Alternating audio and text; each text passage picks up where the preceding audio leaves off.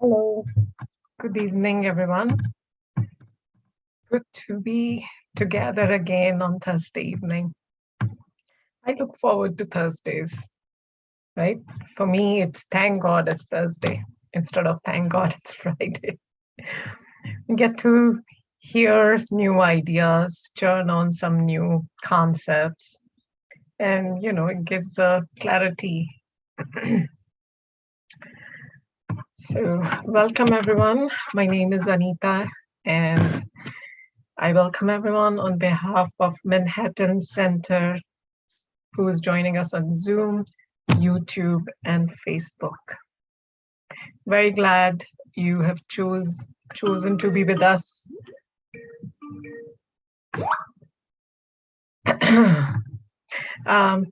Just first few regular announcements. Recordings of all these talks are available on Manhattan Center's YouTube channel as well as on the Facebook page. You can also access the previous recordings of any of the talks what we have offered earlier. On our YouTube channel, the playlist is titled Wisdom in Action. Manhattan Center also offers live meditation twice a day, Power Boost meditation in the afternoon at 12 p.m. from Monday to Friday, and good night meditation from Monday to Saturday at 8 p.m. and at 7:30 p.m. on Sundays.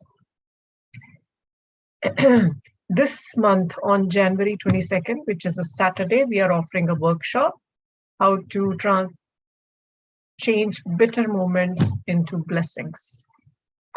The timing for workshop is 10 a.m. in the morning. It's for an hour and a half, so it's 10 to 11:30. You do need to register for it if you want to participate in the workshop. So we encourage you to just visit our website, and the link for registration is available and active. Share the information with your friends and family. Encourage them to join a workshop too.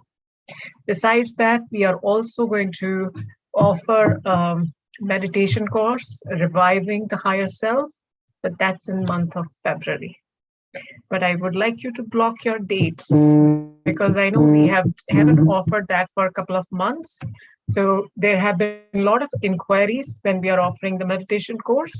So the dates are February 7th to 13th, and it's in the evening from 6 to 8 p.m. And that, once again, the Raj Yoga meditation course, Reviving the Higher Self.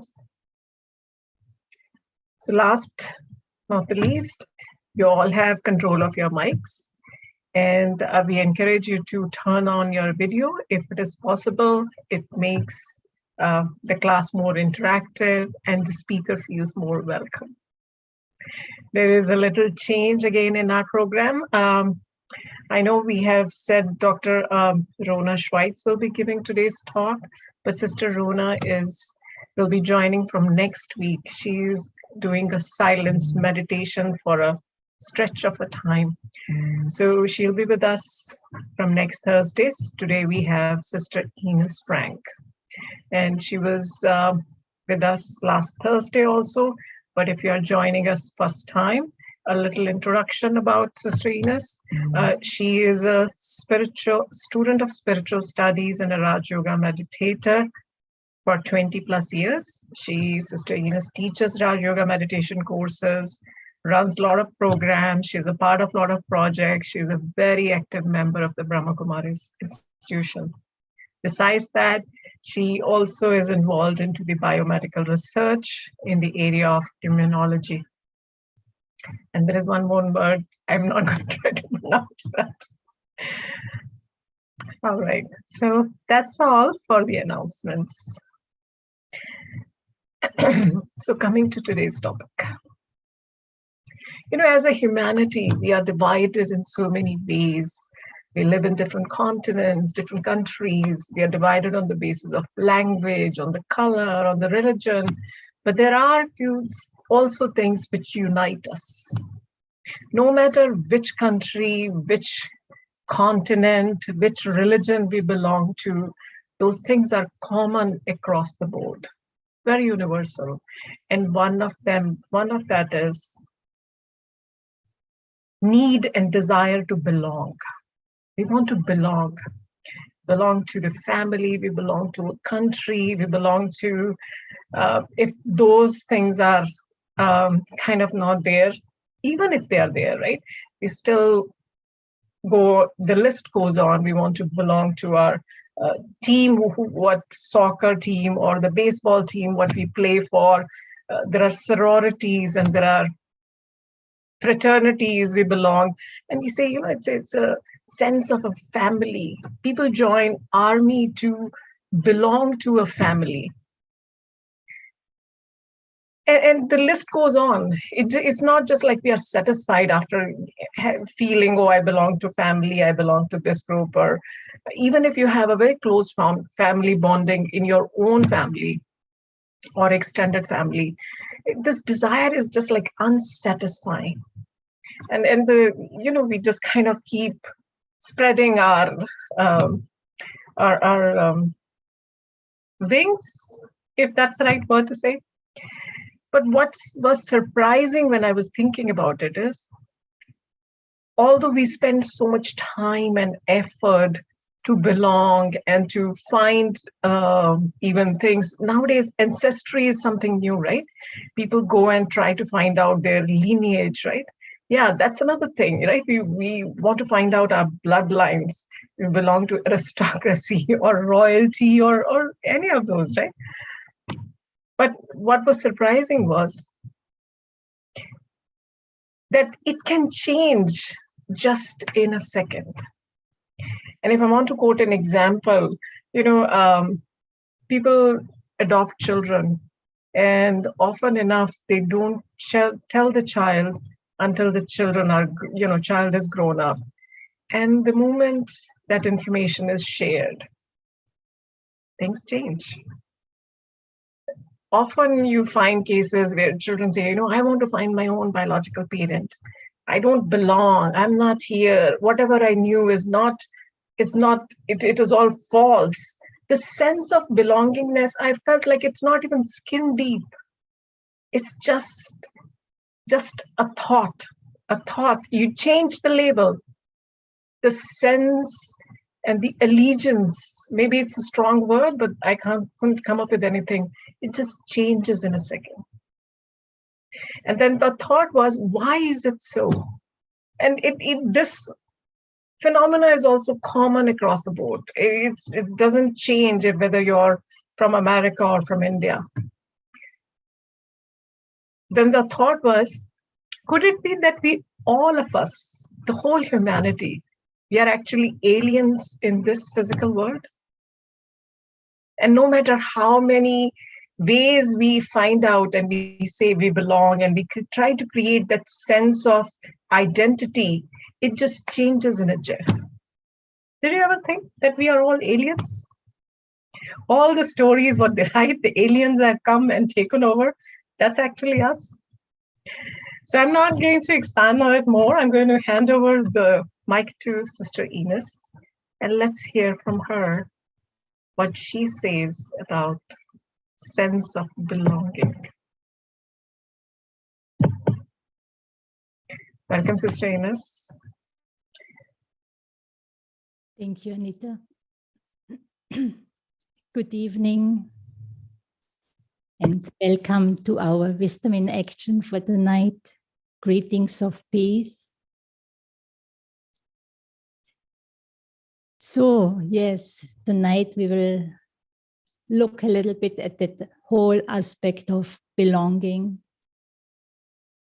And I hope I can bring in something new for you, some new ideas, some new concepts about that whole aspect of belonging, which is, like Anita, you were saying just now, and we all know it, it's a very important aspect in life.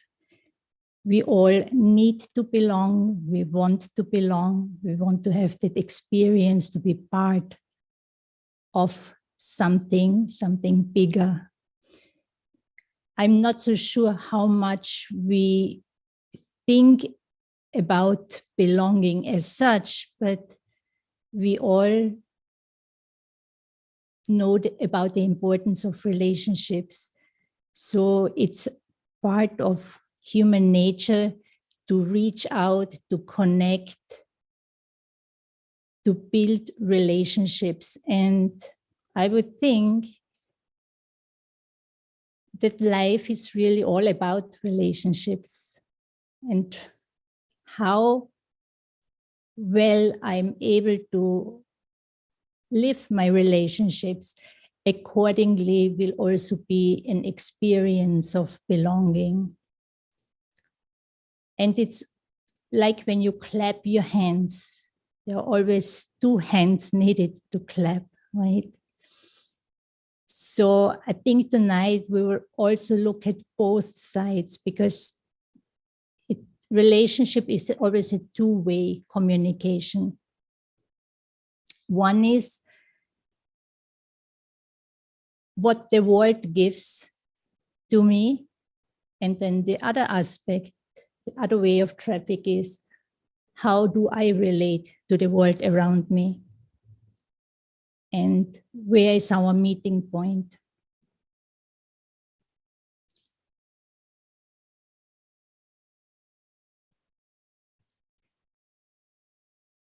I find especially that aspect of belonging,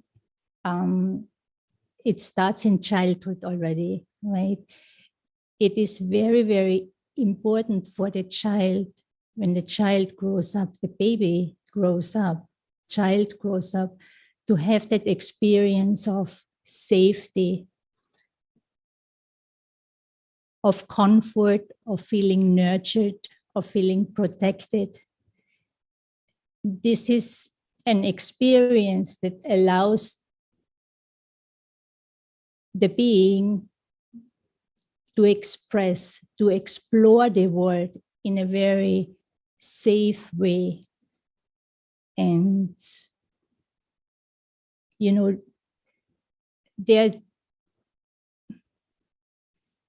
how do we make people, how do we get people to do things when we ask them for something? And two main energies that can make things work is fear and love. But then do I want to interact with people where people start to, they may say, yes, I will help you, I contribute or cooperate with you, but there's a sense of fear? Or am I able to inspire others to do things out of love? And so when there is that an experience of safety, security, nurturing, then we are able to, and now I'm specifically referring to babies, little children, when there is that environment, then the child really has the courage to come out, to show what is within, and to develop its own strength, beauty. Just want to give you an example about the impact of interacting at a very, very young age. There's an experiment that is called the still phase. They show baby, maybe a little bit more than 1 year, and the mom. So the baby, naturally, many of you might be mothers or at least have experience with children. The little ones interact, they move. And so the baby was expressing itself, pointing the finger somewhere, looking at the mother, turning its head. So expressing itself. And the mother started to respond. And there was a very beautiful flow of communication beyond verbal expression. between the baby and the mother. And it was very, very beautiful because the baby felt very good. And then it started to, in its own way, to express itself. And then the next step in that experiment was that the mother remains in front of the baby, but with a still face. The mother is not responding to the reaching out or the interest of the baby to communicate with the mom. And that was going on for about 2 minutes. And within these 2 minutes, you could see how the baby initially it was interacting with the mom as it used to be. But then it noticed that there's no response coming. Mom is not moving, mom is not doing anything, not interacting with me. And then you could see how the little one got disorganized very quickly and started to feel very bad. And so after, I think it was, it lasted for about 2 minutes. And then after these 2 minutes, again, the mother started to interact with the baby as usual in a very loving, beautiful manner, very responsive with a friendly face. And again, you could see it took the little one almost a minute, maybe, I don't know, close to a minute, to come back to his or her initial way of interacting with the mom, which was based on joy. Very lively, very expressive, very joyful. And when I saw this, I was very moved. So that whole understanding that the impact on us when there is no sense of belonging, there's no sense of belonging when the other one I'm in relationship with doesn't respond, for example, when there is no friendliness, when there is no love. I am not welcomed, I feel not welcomed, I feel not being accepted. And a baby does not have the brain developed to process things logically. So if this is a one-time event, for example, that the caregiver doesn't respond for a period of time, then, but otherwise it is a healthy relationship between mom or primary caregiver and the baby will come back to its normal behavior relatively quickly and everything is okay. But if this lack of responsiveness happens repeatedly over a long period of time, then that impacts the entire development, further development of the child. And then accordingly, the behavior patterns that will be expressed as an adult, they are not very healthy because they haven't been built on a basis of love. And so at a very, very early age, we are already learning about the self, and I learn about myself in a relationship. I learn about myself and I learn about you.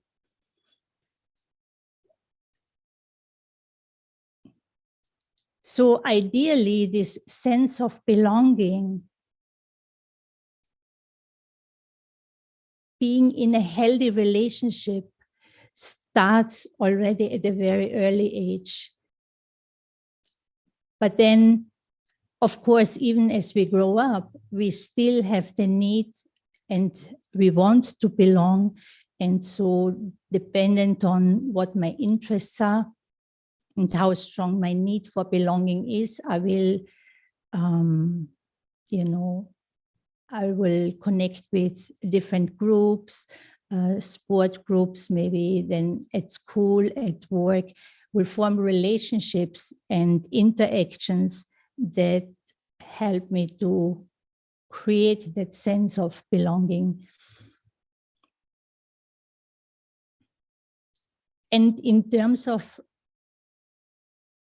belonging and experiencing those relationships, primarily is always this experience of feeling valued, feeling accepted.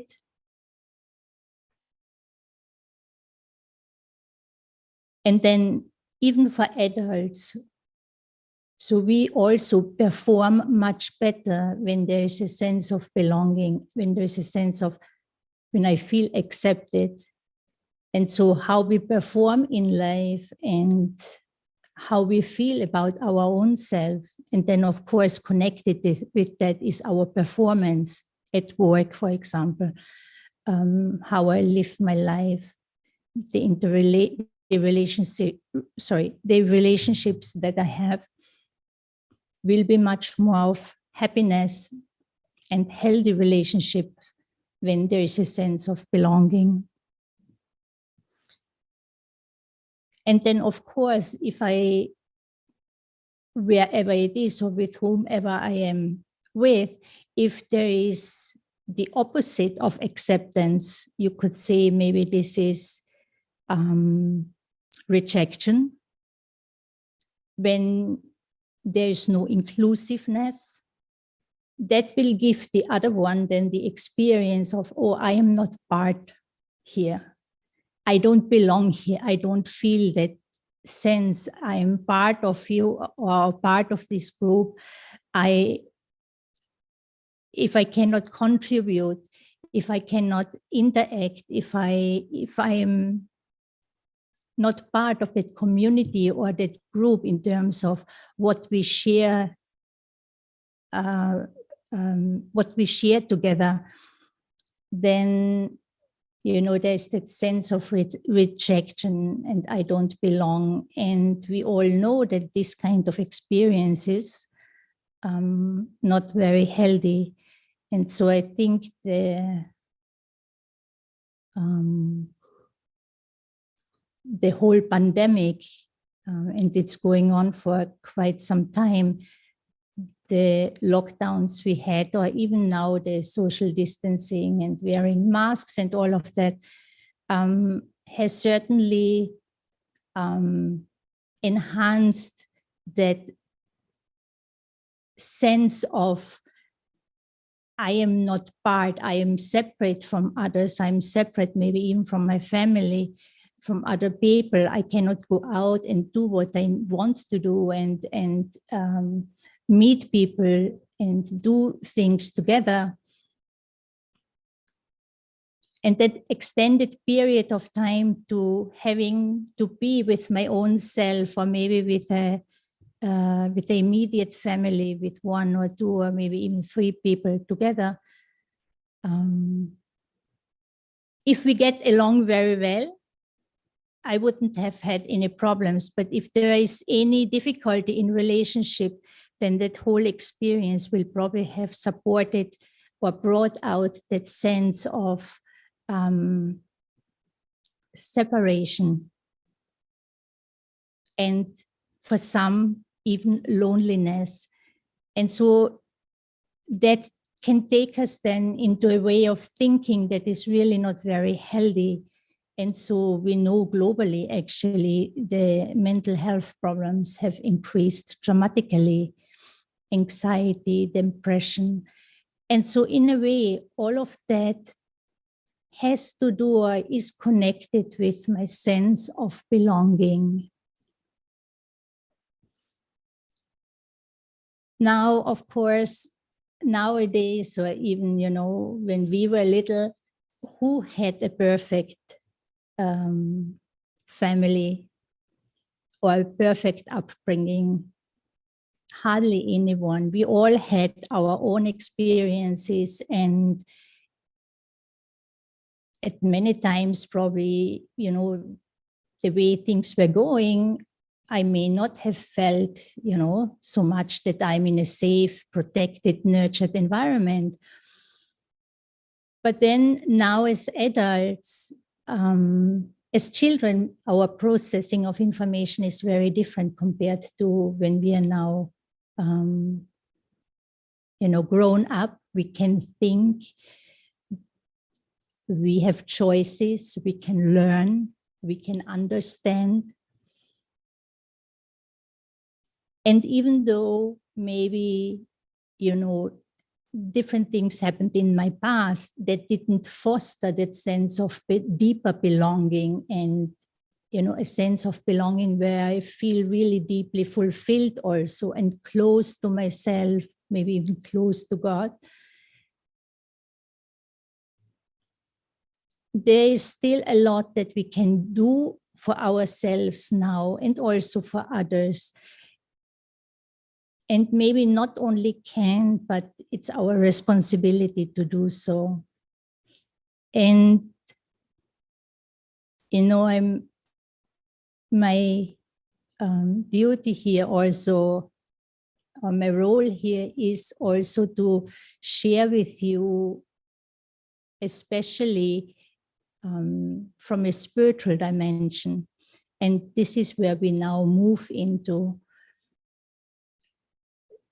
recognizing the responsibility I have for myself, recognizing the importance of what I think, how I use my mind, the feelings I have.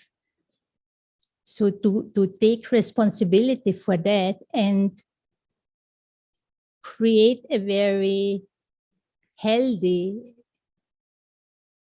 relationship with my own self, because that's really where everything starts. And of course, also belonging. In a way, I first have to really belong that, I'm with myself. I belong also to myself. And to have an inner state of love and unity from where I can then interact with the outer world. One deep aspect and very empowering aspect, concept in spirituality that we learn is the importance of our inner world, my own inner well-being.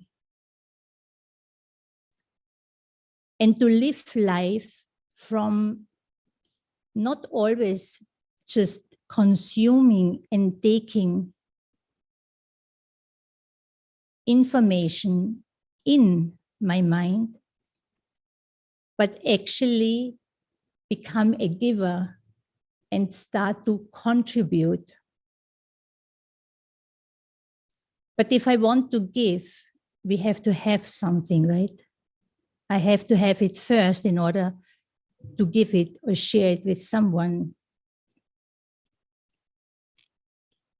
So one is the whole concept of going within and then creating a world, an environment within my own self that is very empowered, where I feel empowered.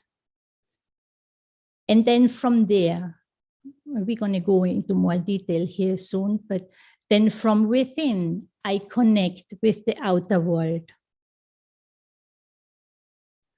Now, a baby, typically, babies are very sweet. There's a purity they carry, an innocence that they carry with them. And they actually come from their inner world, and then they meet you from there. But if there's any adverse experience that the child experiences, the child cannot process it. and very quickly gets overwhelmed with different feelings and emotions, and that then causes a lot of havoc.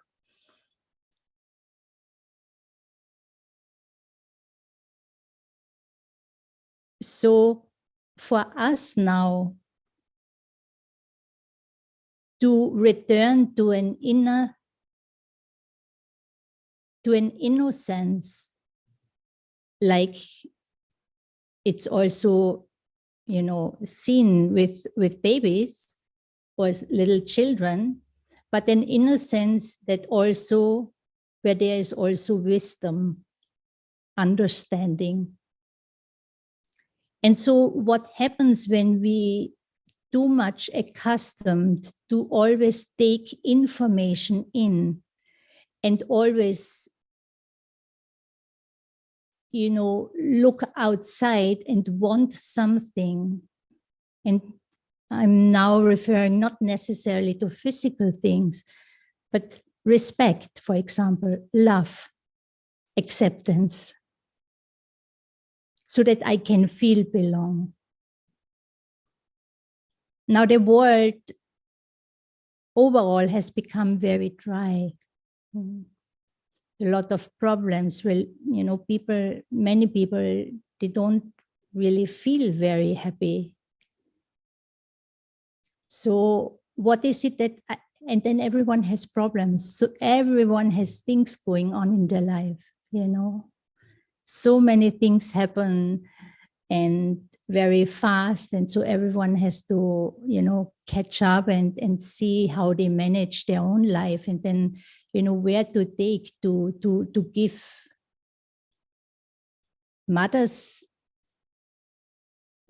are giving, but then also at one point, you know, mothers also need to, if you don't look after yourself, eventually there will be some exhaustion, some emptiness. Healthcare system, you know, it's amazing what they have been doing non-stop for the benefit of others. But there's no time to, what's the word here, to nurture the self, to regain strength. And so to have that energy available where I can then also give with love and not only under pressure, because there's so much to do. And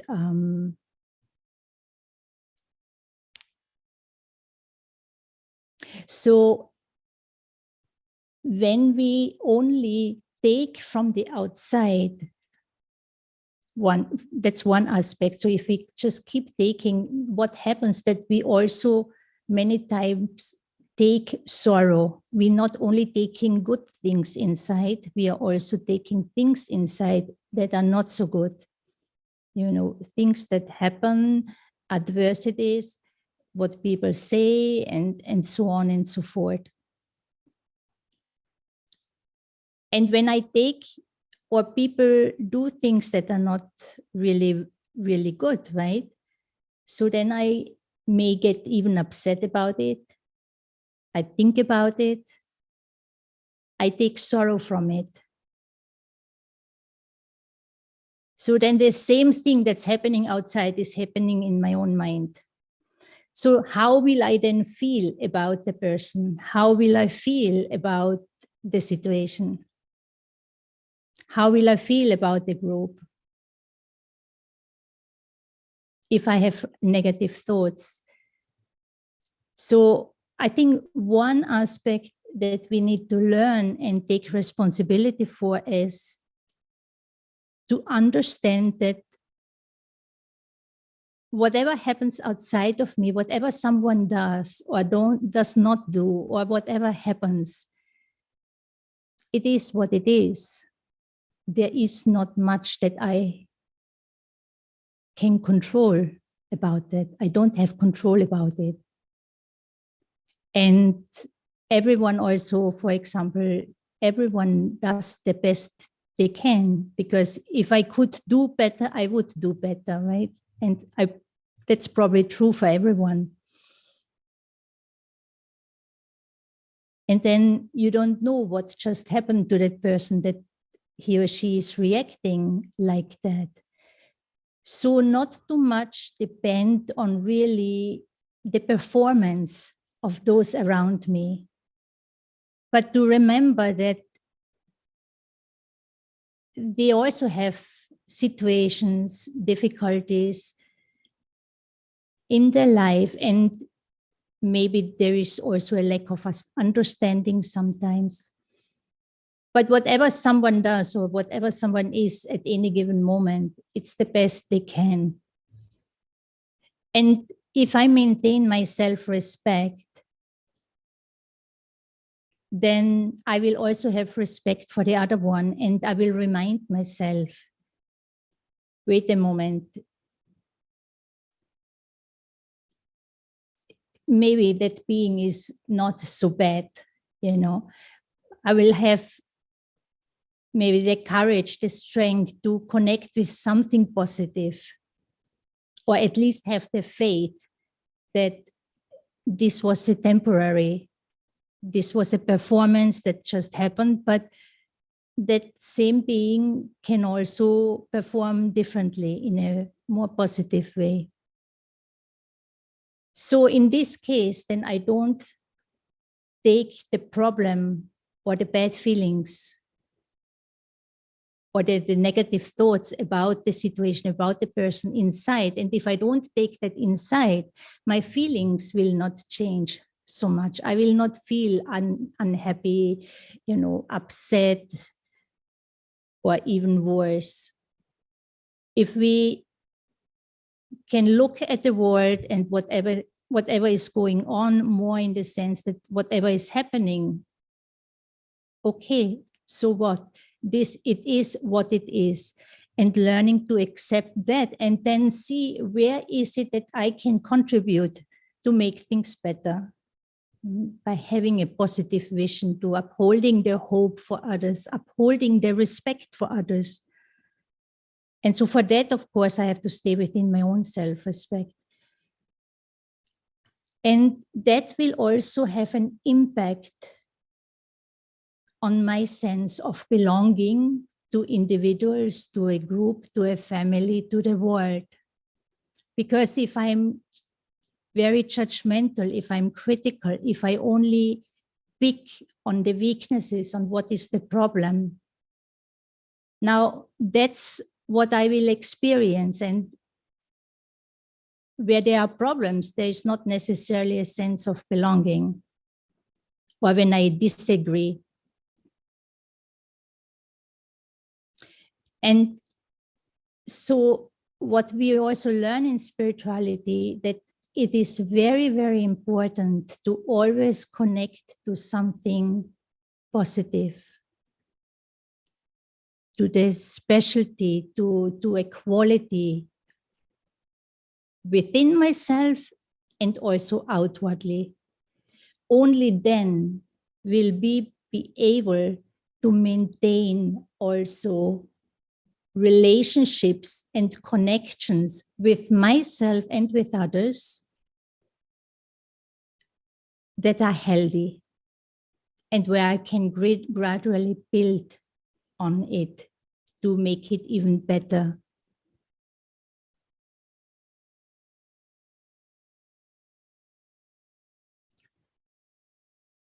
We're talking about belonging in a way. When we look at even the human family, and the word, I'm saying it already, when we look at everyone as a spiritual family, when we look at each other beyond the physical, when we connect with each other on a level where we have something in common, and we know that we are part of the same human family, then I have a way to interact that unites, that brings us together.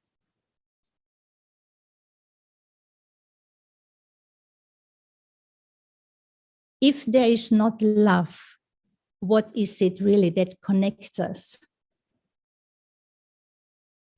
And when there is love, love is expressed, for example, by being accepting. You know, can we accept each other even though we are all different? And I think that acceptance will become easier and more doable, more practical when we start to look at each other as beings who are, you know, originally, eternally loveful, peaceful.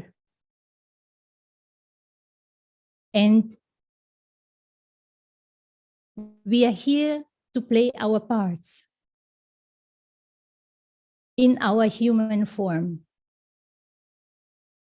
But the essence of who I am, at the core of my being, there's peace, there's love, there's positivity, there's goodness, there's strength. And so I think the challenge is nowadays for all of us to actually go within and to create that sense of unity and love within my own self by accepting myself as a being of goodness. And learn to use my inner potential, my inner energies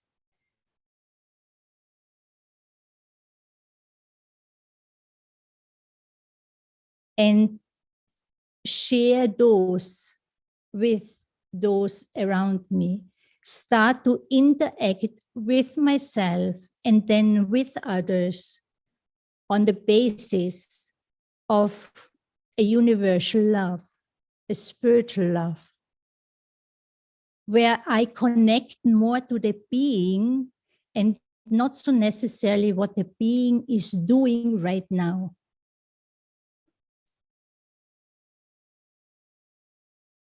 When you look at your own self, there are days, there are times where you feel good, where you perform very well. And there are times where we don't do so well.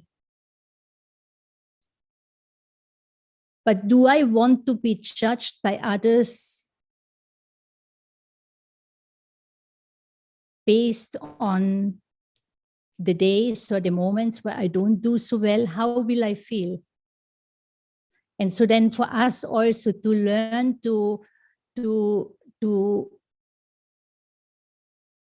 not be so judgmental based on what someone is doing, how they are performing, but discern between what someone is doing and who the being is. So to have hope, faith, and trust in the being that is essentially good, but under some influence and therefore performing negative, is a way for me to remain positive, maintain a positive connection. And that positive connection also carries, you know, that sense of belonging. We are strangers, but actually we are not so much strangers among our own selves. We are a human family, and we are here to express our strengths, our greatness. And so to have the courage to connect to my own inner greatness based on my spiritual identity, based on my core energies, and not so much based on, you know, physical accomplishments or possessions, this and that, or even physical appearance. But I think everyone has everyone has a right to peace, everyone has a right to love, to be loved and welcomed.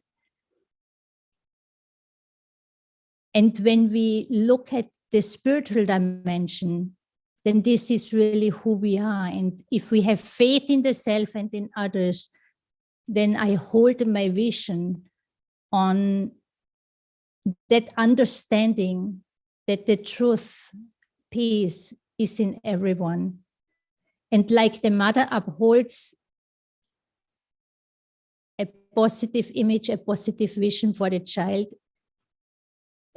will be able to live up to that or come closer. But if the moment the mother does not uphold that loving, positive vision, the vision of potential for the child, what will happen?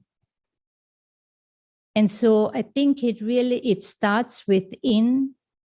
We have to do this for our own self. Let go and forget what happened in the past. We all had adversities in our lives, smaller or bigger, longer or shorter. But it's a very powerful understanding that if I can accept it, that the story is really not so relevant. What is really relevant at this point in time is, okay, how do I feel and what do I do with it? What are my thoughts? What are my feelings right now? And use my power to choose, use my power to remind myself that there is much more to me than what is playing out right now. And have the courage to reconnect, touch base again with the higher self, with that part of me that is truth and always there. Not so much visible to my eyes, so it's not that I can touch it with my hands. It's invisible, but it's an understanding that I have. And it's important for me to maintain that awareness. And so one is my feelings, which is deeply connected to my way of thinking. My feeling towards myself, my feeling towards others. And then that, secondly, that understanding, that knowing that we are a family.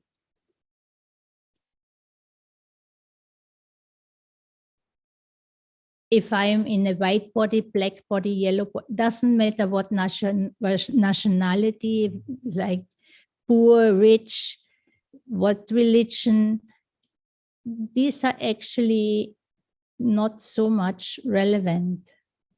We must not limit our existence just to those physical appearances. And I think that's what nowadays is the ascending energy. When we think of the ascending energy, which is very much present, then this is an energy which is not visible. The destructive part of the energy, of the destructive energy, is very visible nowadays in the world. But the ascending energy, which is also very present, is not very visible. And that's where, my understanding and my faith comes in, knowing it is there. It is even within my own self. And it is also in others. And the source of it comes from a higher level. But do I have the courage to stay true to myself and keep reminding myself of my highest potential, and then make use of that. Okay, so maybe we'll do a meditation now, and I don't know if there's anyone who wants to share or ask something. Sister Ines, there are a couple of questions posted. Okay. These two questions are kind of similar with each other, so I'm going to combine them because we are also kind of, and then,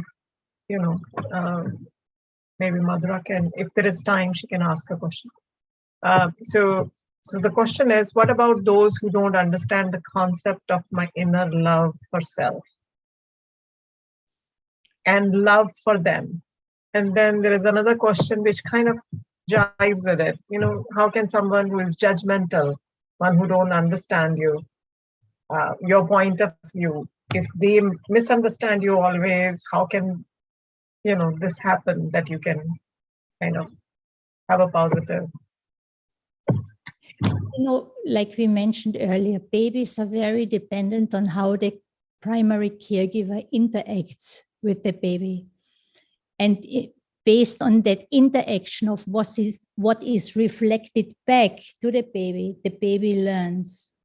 Now, if there is someone, a grown-up, an adult, who doesn't know about, you know, the more spiritual truth about themselves, who might be even, you know, display certain negative tendencies. Now, if I believe in non-violence, right, then what would be a way to communicate to help the other one understand? So I will have to do this on the basis of love. And maybe it's not so much, it depends on the situation. If you meet the person one time only, or if this is someone you have relationship with, someone, a connection, you meet the person from time to time. But what will help someone is how I interact with them. If someone is very judgmental, then probably because the way that one grew up was he or she was in a very judgmental environment. If I have only pain inside or a lot of pain, how will I relate to the world around me? If I have pain inside, how do I have the strength to connect with the goodness in others? So by empowering the self and then developing that inner strength, which is connected, linked to my self-value and my self-respect, I will have also respect for someone who displays a more maybe ignorant, even negative image, and the actions are not very positive. So it's like I have to become the mother for my own self. And if I have that strength, then I will be able to uphold the respect, the dignity for the other person. And this will have an impact, the way I speak, how, the vision I hold.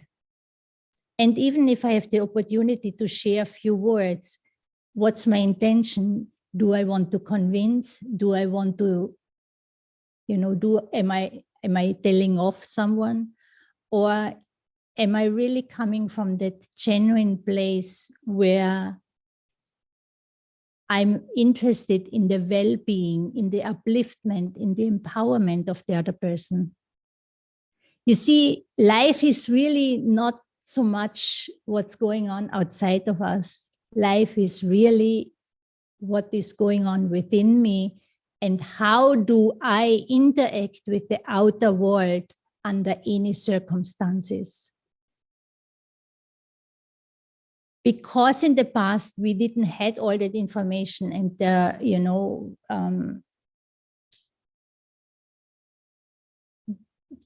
pain and problems accumulated, and we started to, you know, project our inner world to the outside, and we started to blame.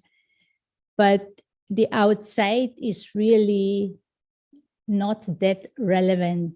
It will trigger, but what matters is really what is it that I do within my own self? And that's where I have the power to choose and the power to control.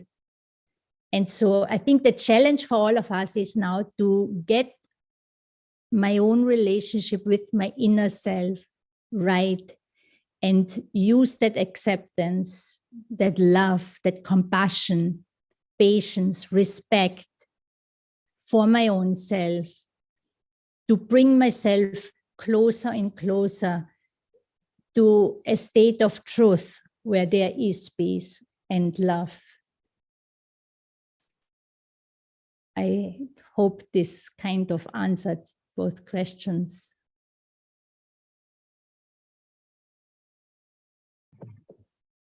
I think it does address both the questions. It's all about the self. Yes. You see, we cannot teach so much others. It's all about to what extent can we inspire someone. Unless I live my life per example, I won't be able to inspire anyone. You see, that's another concept and a deep understanding that we are learning in spirituality. Everyone has the right to be. But do I have the power to be peaceful in the moment of provocation? It's not up to me to judge others. You know? Yeah, you can unmute yourself and speak. Somebody has raised their hand. Hi. Yes. Hello.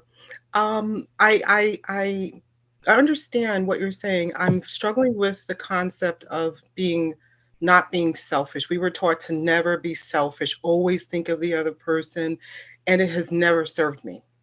You actually get taken advantage of. So I'm understanding what you're saying here is to nourish yourself first. And it's hard reversing that lifelong attitude of thinking of others first. And coming from a Christian background, we were taught to love no matter what, turn the other cheek, and think of the other person before yourself. And it never quite felt comfortable or made sense. And so now that I'm reversing that and thinking of myself after raising kids, having had a husband, it's like, wow, I miss myself. I didn't know that I should nourish me first. And that's what I'm learning now. So you did clear up my question about that. And I don't feel guilty about thinking of myself. We were taught to feel guilty of thinking of yourself first. And it never made sense to me. And I never had the courage to question it because we didn't question because you think of others. So it's tough. I'm learning and I'm happy. Thank you for having me here. Thank you for sharing. I very much appreciate. Yes, you see that is our challenge. And you see, it's one aspect that I very much deeply, deeply appreciate in the teachings of Brahma Kumaris is that there is knowledge available and understanding available, teachings are available that allow us, that actually show us how, and now I'm talking over a long period of time, we have become very conditioned by culture, religion, and condition dependent on the family I'm born into. The family belongs, parents belong to a culture, they have a certain culture, they belong to a religion, society. Now, all of these influences are working on me, and I'm growing up in that environment. And especially if you believe in that concept of reincarnation, then just imagine one life you are in a Christian, another life you're a Buddhist, another life you're in a different religion. There's so much. But even if you don't believe or relate to the concept of reincarnation, just the conditioning of the mind that happens within one life is just tremendous. I grew up in a certain belief based on my parents, what they believe, it's handed over to me. But that doesn't necessarily mean that this is the right thing for me. And so no one really in the world has taught us that actually everyone has a right to find their own truth. And we are connecting here to a truth that is eternal. And so there's one supreme power, supreme being who is embodying, who is holding this truth that is eternal. And helping us to come out of all the conditioning and return to a state of being that we refer to as eternal or original. How I started my journey was I was complete and full. I had everything I needed within me. There was nothing lacking, and there was only light. There was no shadow. And so now the challenge at this point in time to move back to our original identity, our original truth. And what is true for each one of us, for the entire human family, that at the core of our being, there are those 5 essential qualities of peace, love, truth, strength, wisdom, joy. And this is who I am. And based on that understanding, how do I use my ability to think, to discern, to judge, to make decisions? And then, of course, the feelings that are being generated. And so, for example, the feeling of waste is one energy that's totally wasteful, because guilt is an energy that will never, ever allow me to grow. And, you know, when we look back in history, inducing feelings of guilt in others is a very good way to control others. But if someone wants to empower you, they will provide an environment of love to help you become strong. And not many human beings can do that, because everyone is afraid that they lose power, they lose their power. But there's one God who gives us the opportunity and reminds us of our essential being and the rights that we have. But I don't have the right to demand it from the outside. I have the right to reclaim it from the source and to reestablish that within myself on the basis of peace. And so that's why love is so crucial, because only when there's the energy of love can we really learn and become strong. Okay, I see the time.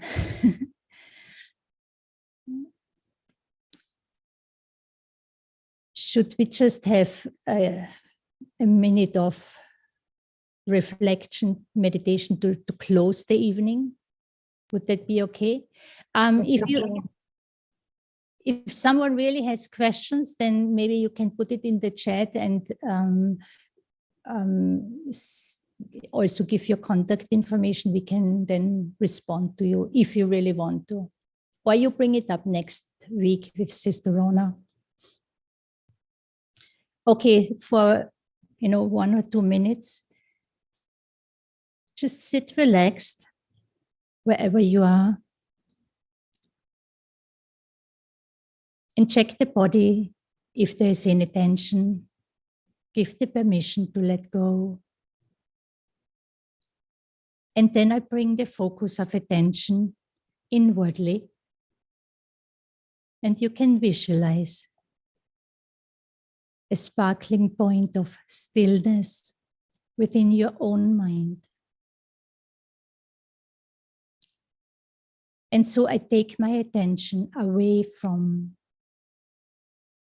the room I am in, even what I've heard the last hour, and I'm taking my mind beyond the thoughts that are circling around in my mind. I look at my mind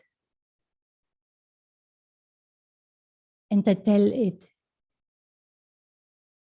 that for now, for a few moments, we will focus on peace, and I'm reconnecting to myself as this eternal being of light.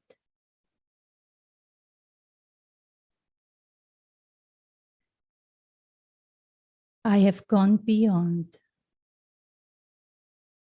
the physical sense perception and stabilized in an awareness that there is an eternal truth within me, and that truth is of strength, light,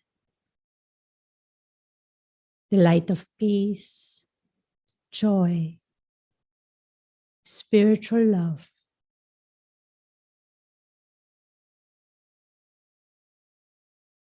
This is, in essence, of who I am. And then when I look through my eyes, in every human body, there's a being, a conscious being, whose eternal truth is the same as mine.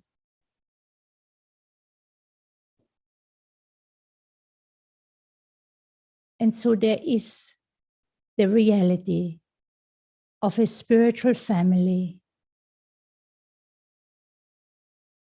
with the one supreme being, the ocean of peace, being my mother and father, the parent of the being.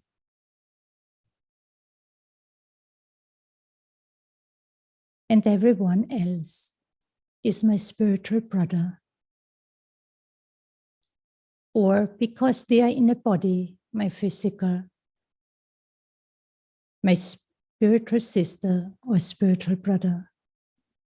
And what connects us is simply respect and love. There is no other obligation among siblings.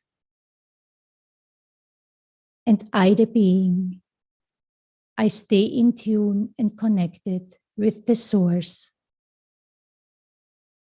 to fill myself so that I can then distribute to others. Om Shanti.